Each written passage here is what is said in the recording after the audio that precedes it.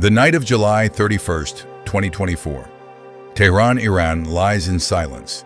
The stillness of the Saadabad district is shattered by an explosion.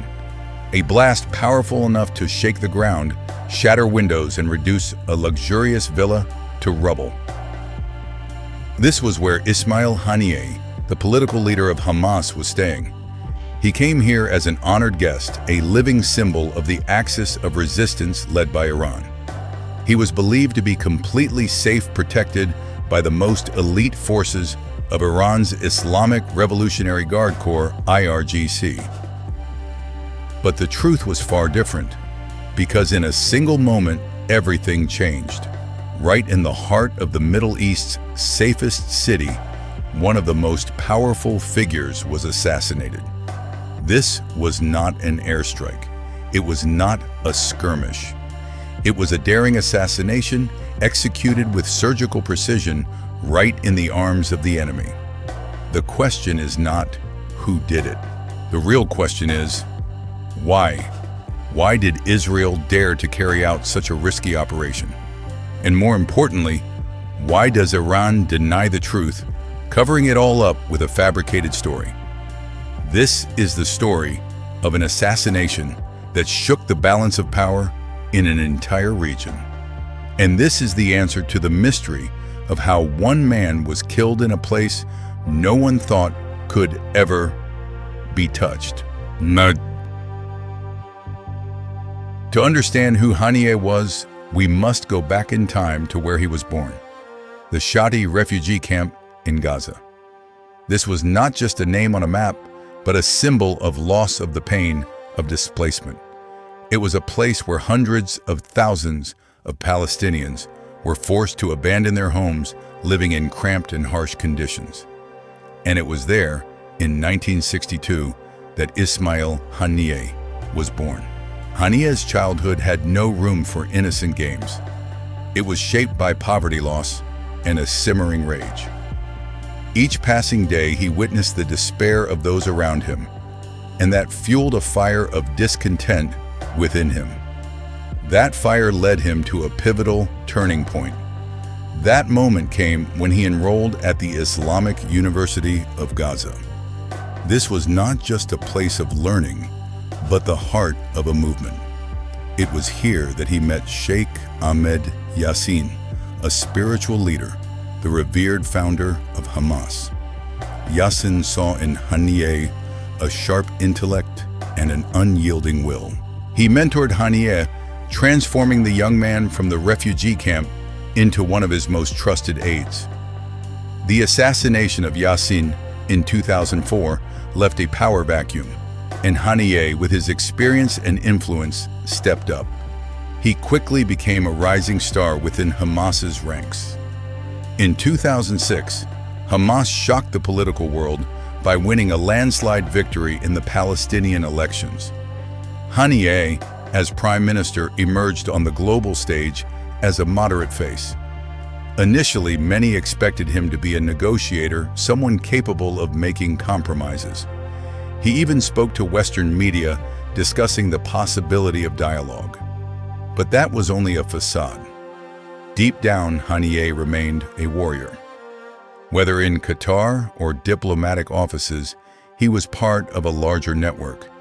He brought Hamas closer to radical forces in the region, such as Iran, Hezbollah in Lebanon, and networks in Damascus. This relationship reshaped Hamas's foreign policy, transforming the organization from a local militant group into an indispensable link in Iran's axis of resistance. Haniyeh became the representative of an alliance built on hostility and opposition. And then the horrific events of October 7, 2023 unfolded. From his luxurious office in Doha, Qatar, Ismail Haniyeh became the political face of the attack, justifying the massacre. His statements turned him into a symbol of brutality, and for that reason, he became a prime target. The assassination daring and precise. In late July 2024, A major summit took place in Tehran to welcome Iran's new president, Mossad Pezeshkian. Hundreds of officials and representatives from around the world were present. Among them was a special guest, Ismail Haniyeh, representing the axis of resistance that Iran had built over years. His presence was more than a formal visit. It was a statement, a declaration that Hamas remained a steadfast ally, and Iran its patron. Ismail Haniyeh was housed at the Neshat guest house, a luxurious and heavily guarded villa in the Sadat Abad district. This area was tightly controlled by the Islamic Revolutionary Guard Corps, IRGC. It was one of the safest places in Iran, and Haniyeh was believed to be untouchable. On the night of July 31st, Haniyeh had a busy evening. He met with aides, made calls, and followed the news. Everything seemed routine. IRGC guards patrolled outside, checking every corner, every wall. There were no signs of an attack from the outside. At around 1:30 a.m. on August 1st, Haniyeh returned to his room. Perhaps he just wanted to rest after a long day. But that was the fateful moment. A deafening explosion rang out. His room was torn apart from within. Smoke and debris quickly filled the space. Reports later confirmed that Haniyeh was killed instantly. The first hours after the blast were chaotic. Hamas and Iran immediately accused Israel of carrying out a missile airstrike. They claimed a missile had struck the guest house from above. However, that narrative didn't hold for long. Security and intelligence experts quickly pointed out inconsistencies. There were no traces of a missile on radar. Photos from the scene showed the explosion originated inside the building, not from outside. The New York Times revealed a shocking detail. The assassination was not a sudden attack. It was the result of a meticulously planned operation prepared months in advance. A bomb had been hidden inside Haniyeh's room. It could have been placed in furniture bedding or even the air conditioning system. This was not a reckless attack. It was a targeted operation remotely activated the moment Haniyeh was confirmed to be in the room. This demonstrated not only chilling precision, but also raised a bigger question: who helped the assassins infiltrate one of Iran's most heavily guarded locations? Mossad's signature from planning to sophistication. If the assassination of Haniyeh was a work of art, it bore the unmistakable signature of Mossad. Israel's intelligence agency is renowned for its covert daring and near-perfectly precise operations. They never act just for show. Every move has a specific goal, a cold calculation, and meticulous preparation. This assassination was likely planned right after the October 7th attack. Haniyeh was not just any target. He was the political face of Hamas, the man who celebrated the massacre from Qatar. After that event, Israel vowed to hunt down all those responsible. And when Haniyeh flew to Iran, the opportunity arose. Mossad did not act rashly. They knew Haniyeh's schedule was predictable. He frequently visited Iran, and each time he stayed at the Neshat guest house. This was his fatal weakness. For weeks or even months before the assassination, Mossad operatives worked silently in the heart of Tehran. They may have posed as repairmen, cleaners, or even street vendors. Their plan was not an external attack. It was a deep infiltration operation. The goal was to plant a small, undetectable bomb inside Haniyeh's room. They had to bypass the IRGC's dense security layers, a seemingly impossible task. But somehow, they succeeded. One detail nearly derailed the entire plan. Days before Haniyeh's arrival, the air conditioning system in his room malfunctioned. The IRGC summoned a repair team to fix it. Unwittingly, this gave Mossad an opportunity. Their operatives may have blended into the repair team or used the moment to plant their device. Some reports even suggest Mossad sabotaged the system to gain access. The irony of fate was that the IRGC, instead of detecting the threat inadvertently, helped Mossad complete their mission. They fixed the air conditioning, ensuring Haniyeh could return to his room. On the night of the explosion, when intelligence sources confirmed Haniyeh was in the room, a signal was sent. It could have been from a satellite, a covert mobile phone, or a tiny tracking device. In a single second, it was over. The explosion was calculated to kill only Haniyeh and cause minimal damage, avoiding casualties among the Iranian guards and reducing the chance of detection. This was an unprecedented display of power. It was not just the assassination of an individual, but a clear message to Iran's entire leadership. No place is safe. If we can do this to Haniyeh, we can do it to anyone else. Heard! Iran's reaction, a fabricated story. With Haniyeh's assassination, Israel did not just kill a Hamas leader. They dealt a devastating blow to Iran's pride. The attack exposed a bitter truth. Even the most impregnable security strongholds could be breached. Immediately after the explosion, Iran and Hamas pushed a single narrative. It was a missile strike from outside. The IRGC held press conferences repeatedly claiming Haniyeh was killed by an unidentified flying object launched from beyond the border. This message was echoed mechanically by Iran's state media. But the story couldn't hold up. Like a poorly staged play, it collapsed under scrutiny. There were no traces of a missile on radar. Photos from the scene indicated the explosion was internal, not from an aerial attack. The blast was controlled, causing minimal damage to the building structure, only completely destroying Haniyeh's room. So why did Iran choose this story? The reason is simple: to cover up their weakness. Admitting Haniyeh was killed by an internal bomb would mean Iran had to acknowledge traitors within their own ranks. It would mean Mossad had successfully planted operatives or persuaded IRGC members, Haniyeh's protectors, to become spies. The truth became even harder to accept amid rumors of internal sources aiding Mossad.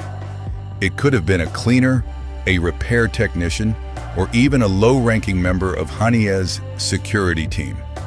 Whoever it was, they helped Mossad pull off an unthinkable operation, shaking confidence in Iran's security apparatus. Faced with this reality, Iran chose silence. Weeks passed without any public answers about the investigation. They focused solely on maintaining the missile story to protect the IRGC's untouchable image. This silence came at a cost. It damaged trust not only among the Iranian public, but also among allies in the axis of resistance. Would the leaders of Hamas, Hezbollah, and other groups still dare to trust Iran's protection? Iran's retaliation also became more difficult. It wasn't until nearly 2 months later that Iran launched missiles at Israel, but it was merely a symbolic act. Most missiles were intercepted by Israel's defense systems, revealing a slow and ineffective response.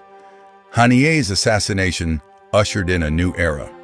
Just weeks later, another senior Hamas leader, Yahya Sinwar, was also killed. The world began to realize the rules had changed. And the biggest question arose: who else would pay the price for these risks? May Nilini's Einprini. Ismail Haniyeh's life may have ended due to a bold act by his enemies, but his death was also the result of his own miscalculations. The deadly trap in Tehran was not a random event. It was the culmination of a series of personal mistakes and overconfidence that turned him from a leader into an easy target. Haniyeh's greatest mistake was his blind trust in the IRGC's protection. He believed that in Iran's territory, he was completely safe. He neglected independent security measures and entrusted his life to others. Haniyeh acted as if Iran was an impregnable fortress when in reality, it was a complex web of relationships and vulnerabilities. Another fatal error was his overly predictable travel schedule. For years, Haniyeh frequently flew to Tehran and always stayed at the Mossad guest house. For an intelligence agency like Mossad, this was akin to drawing a map and marking the target. This repetition gave Israel's operatives enough time to meticulously plan, infiltrate, and prepare for a highly complex operation. And finally, Haniyeh turned himself into a living symbol. After the October 7th attack, he appeared publicly celebrating and justifying Hamas's actions. This made him the political face of a horrific attack, a target that could not be ignored. Haniyeh used his prominence as a shield, but he forgot that the higher a symbol stands, the easier it is to aim at. Haniyeh's death was not an isolated event.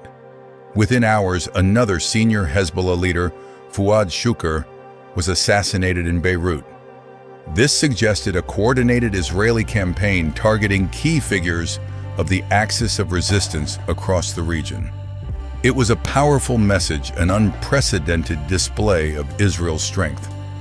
The consequences of Haniyeh's assassination spread immediately. Iran, Hamas, and Hezbollah vowed revenge. These threats heightened global fears of a larger conflict.